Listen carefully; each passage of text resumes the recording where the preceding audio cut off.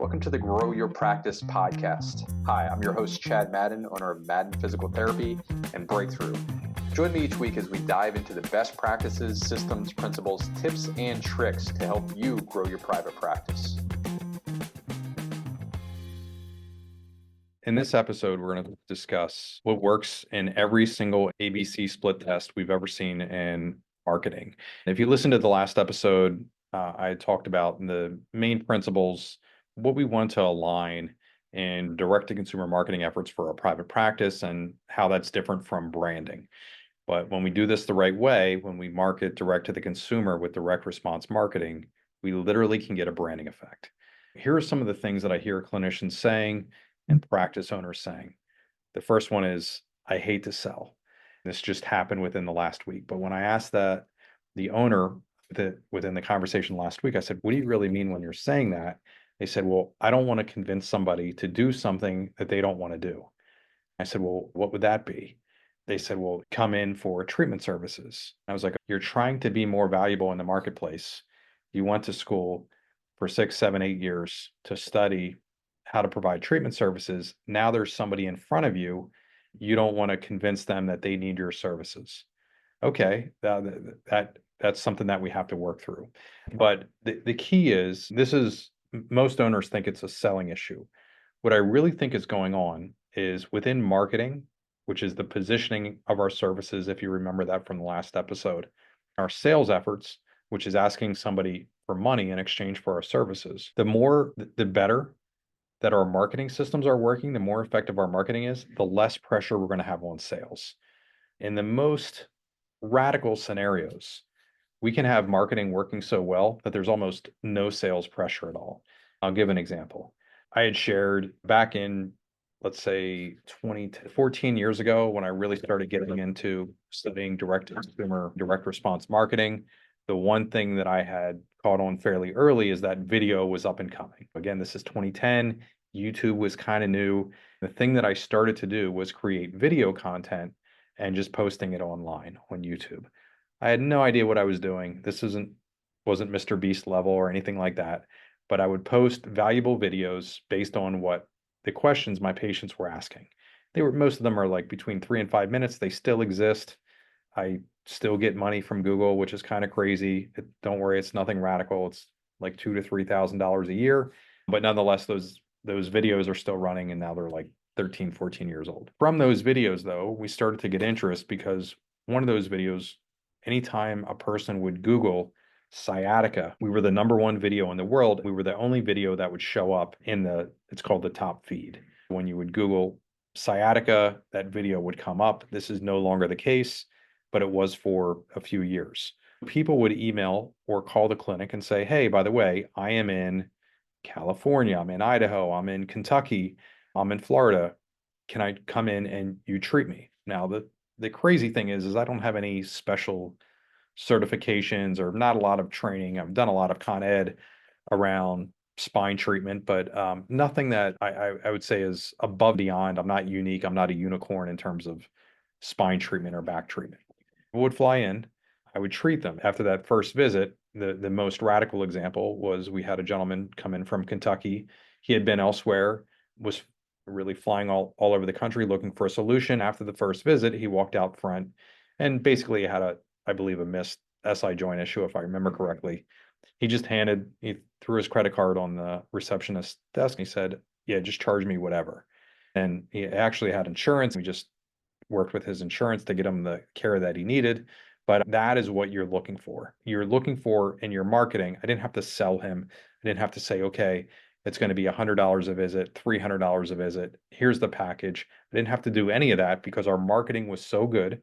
We had, I think the video that he came in from was 4 minutes, 8 seconds. He watched the video. He had an exchange. I asked him good questions.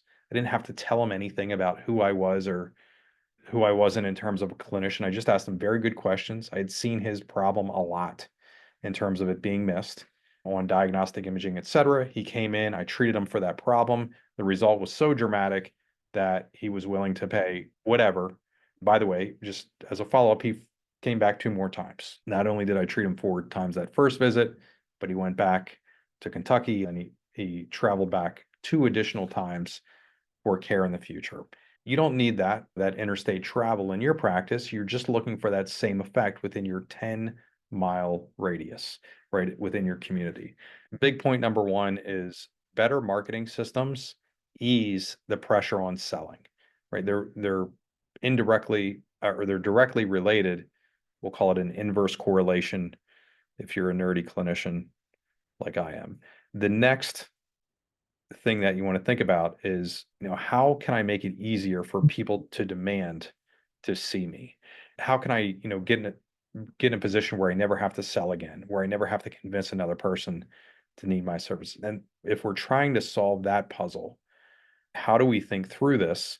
Again, it's that direct to consumer marketing.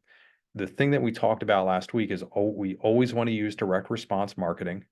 In direct response marketing, there are 3 things that we can offer. The first is we can offer a product. That might be something like a stress ball, might be like a TheraBand or TheraTube sample, could be something along the lines of swag, which is like a t-shirt or a hat or a mug, a Yeti cup with our logo on it. We could offer that. That would be first category product. Maybe a sample of BioFreeze would be another example. Second thing we can offer is a free or discounted service. There are lots of conservative care health practices that use this. A few years ago, I had Jeff Langmaid here on the podcast, the smart chiropractor. He talked about, especially within the chiropractic industry, this get the Groupon effect if we're only offering free or discounted services. Free or discounted services are okay once in a while, but long term, they typically don't win because you're kind of scraping the cream off the top. And after that, as you continue to run a free laser session or a free consultation or something like that to cold traffic market, the cold public, what happens is you start to generate a lot of tire kickers. Again, they call that the Groupon effect. It's not great for your branding long term that you're giving away a ton of free services. Your conversion game, your sales game has to be really on point if you're going to go that route. The third thing that we can offer, we said product, service for your discounted service. The third thing that we can offer is information, and providing valuable information is key. We've been doing this for years. We built our entire practice around it. There are lots of formats that you can provide information. The first thing I want to share with you is how to think through this. How do I know what my patients, potential patients, are looking for, what can be valuable? I'll run through a live example here with you on this call. I'll pick on somebody here. Robin, you have your video on. Great. How you doing, Robin? You and Eric made it back fine? Yes, we made it back. He's traveling in Gainesville right now. Told him to look up Tony Sear. Yeah, that's right. Awesome. Good stuff. Before we continue with this episode, here's a word about our course, Profitability Under Pressure. What are the 4 ways practice owners are increasing their revenue per visit in today's market? Chad Madden here, introducing you to the Profitability Under Pressure program.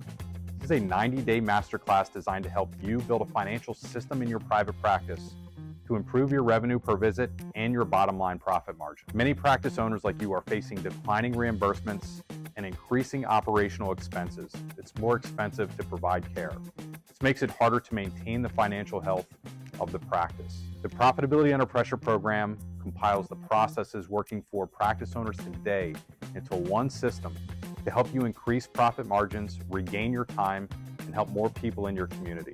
With our program, you'll learn how to conduct a profit leak audit, how to create a plan for profit, and how to use the 4 profit levers to increase your revenue.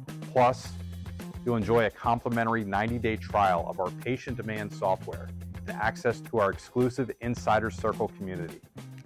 Don't just take my word for it.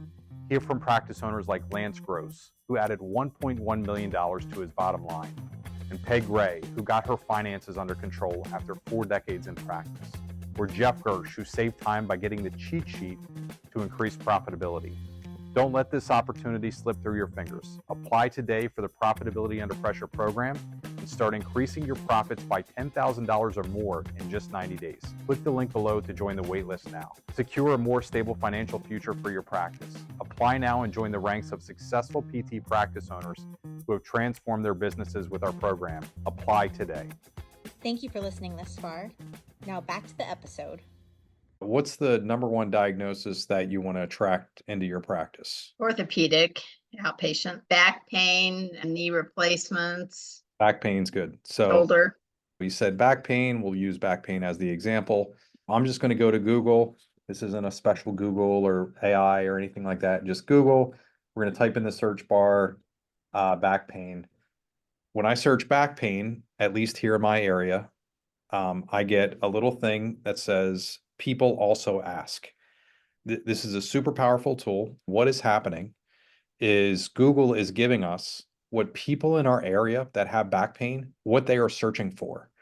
It's amazing. It's almost like having a transcript to a confessional. It's unreal. People also ask and give 4 questions. What is the cause of back pain? It's number 1. Number 2 is how to remove back pain. That sounds like something that somebody would really type into Google. Third is how do I know if my back pain is serious? 4 is how can I avoid back pain? If we click on any one of these questions, if I click on what is the cause of back pain, it reveals more. The next 3 that it reveals are, oh, it only gave me 2. What is a red flag for back pain? Why is my back pain hurting all of a sudden?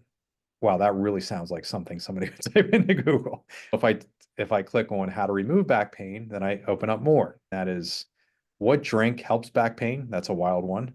How to stop backache in bed. Can back pain go away? The more I click, the more this Google search tree opens up. Now, I would pick any one of these. And Robin, since you were gracious to volunteer here, what is the cause of back pain? Off the top of your head, give me like 3 or 4 causes of back pain. Stenosis, Great. disc herniation, Awesome. the subluxations, vertebral misalignment. Like spondylolisthesis or something like that. Yes. Yep. Great. I mean, I might throw in there SI joint pain. Literally, one of the earliest videos I ever made was 3 causes of back pain. I did almost exactly what you talked about right here, which was disc herniations was the first thing I talked about, herniated disc. The second was degenerative disc disease or stenosis. The third one was SI joint pain. Very, very simple and straightforward. Then I built a video off of that. The other big concept here for you as a clinician is unless you have a ton of time, most of us are time starved. We can't just sit around and write books on back pain. What I started doing is every Friday I would carve out an hour just to film. This is how long ago this was. I was using the old flip cameras, which are no longer existent. They haven't been around for probably 10 years, but it had one red button and a USB port on. I would just hit record. I had 4 of these laying around the office and in my house. Whenever I would get a chance, I would answer questions. I didn't have this Google hack that I just shared with you right now, but what I would do is I would take a sheet of notebook paper on a Monday morning and just carry it around with me through the clinic. As I was treating patients, anytime a patient would ask a question, like what causes back pain, I would write that down on my sheet. And I would build a sheet throughout the week. I'd end up with 15, 20, 30 questions. Then on Friday, I would answer the one that I hadn't answered yet. I would do it in video form. From the video, it's funny because I can literally hear her talking right now. Dawn would transcribe those videos, then they would become blog posts and reports. I'd have to edit them a little bit, obviously, but then we would turn the video into reports. And if you put together about 12 10-minute videos, maybe like 2 hours of content, you have a book. If you get in the routine habit of answering these questions, you are creating more content than you'll ever need for social posts, for email campaigns, for anything along those lines. And we would just put them out on social media platforms that people are in our area are consuming. Yeah, like I said, a couple of those went viral. Nothing too crazy. I think I just looked it up recently. I had to pull for my tax returns last year. Yeah, the income I think was $2,700, something like that last year. I think I had around 580,000 views and realized that was on content that I created 13, 14 years ago. You can do that same exact thing as a clinician. And we did go through, we built reports, and I ended up with 2 books on lower back pain that we ended up publishing. And my partner did one as well. Mike Gilbert has a book on back pain. We ended up with 3 books on back pain in total just by following the same process. Product, service, or information, we always want to lead with information. Let me give you some other ideas. Videos, reports, books. We have AV and then audiovisual, and then also reports, which are the written word. Other things that you can do with that are we will use that in the world. That's what works really well. Then we drive to more information. If somebody's willing to consume a 5-minute video, watch a 5-minute video, or read a blog post or a report, which takes about 5 minutes to consume, then we will see if we can get them to consume something longer. Like, are they willing to drive to the clinic and listen to me talk about back pain for an hour? We've built our entire practice on workshops, which are just that. They're really a conversion mechanism to take people that are consuming our 5-minute products and just see how serious they are about getting more treatment, getting help through our services. We covered the hacks on the folded piece of paper in your pocket, or if you're more modern, just go to Google. You're going to get lots of information there. In every A/B split test we've ever run, by far in third place is product. I've never seen it outperform a free or discounted service or valuable information. The second runner up, the silver medal, goes to free or discounted service. Although we don't really use that in cold traffic often, the thing that we go to most often is we use a free or discounted service with our patient list, those who already know, like, and trust us. And the gold medal goes to information and value. If you focus on providing value to the cold traffic community, to your community, through whatever platforms and media you can reach them with, that is the long-term winner. It's not close. It's not close in any market we've ever seen when we do a very real split test. What questions, for those of you that are logged on here, what questions do you have regarding direct-to-consumer marketing and the offer that you're having in that world? I don't have any current questions regarding that part. Thank you. Wonderful. My pleasure. Any other questions? No question, but I do want to say that every time I listen to you, I pick up something new. Thank you. Nice. What'd you pick up this time? What was most valuable? What was new to you? Just, I also find that the product providing information is the best.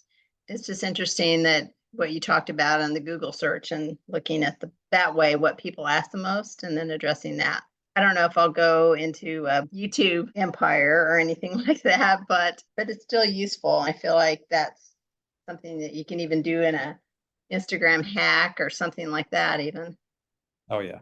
Yeah. Great. Thanks, Robin. Also, just thanks a lot for just compiling the questions from your patients and answering those and creating that content. Actually simple, but hadn't thought about really doing it that way. Thank you for that. Great one, Patricia. Yeah, the first time I figured that out, I was like, I can answer these questions from patients like I'm doing it without even thinking about it all day long.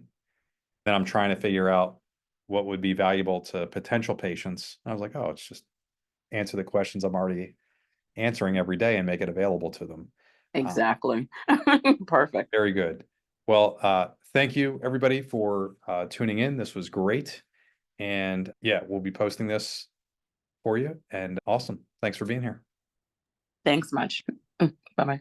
What are the 4 ways practice owners are increasing their revenue per visit in today's market? Chad Madden here, introducing you to the Profitability Under Pressure program. This is a 90-day masterclass designed to help you build a financial system in your private practice to improve your revenue per visit and your bottom line profit margin. Many practice owners like you are facing declining reimbursements and increasing operational expenses. It's more expensive to provide care. This makes it harder to maintain the financial health of the practice. The Profitability Under Pressure program compiles the processes working for practice owners today into one system to help you increase profit margins, regain your time, and help more people in your community. With our program, you'll learn how to conduct a profit leak audit, how to create a plan for profit, and how to use the 4 profit levers to increase your revenue. Plus, you'll enjoy a complimentary 90-day trial of our patient demand software and access to our exclusive Insider Circle community. Don't just take my word for it. Hear from practice owners like Lance Gross, who added $1.1 million to his bottom line, and Peg Ray, who got her finances under control after 4 decades in practice, or Jeff Gersh, who saved time by getting the cheat sheet to increase profitability. Don't let this opportunity slip through your fingers. Apply today for the Profitability Under Pressure program and start increasing your profits by $10,000 or more in just 90 days. Click the link below to join the waitlist now. Secure a more stable financial future for your practice. Apply now and join the ranks of successful PT practice owners who have transformed their businesses with our program. Apply today.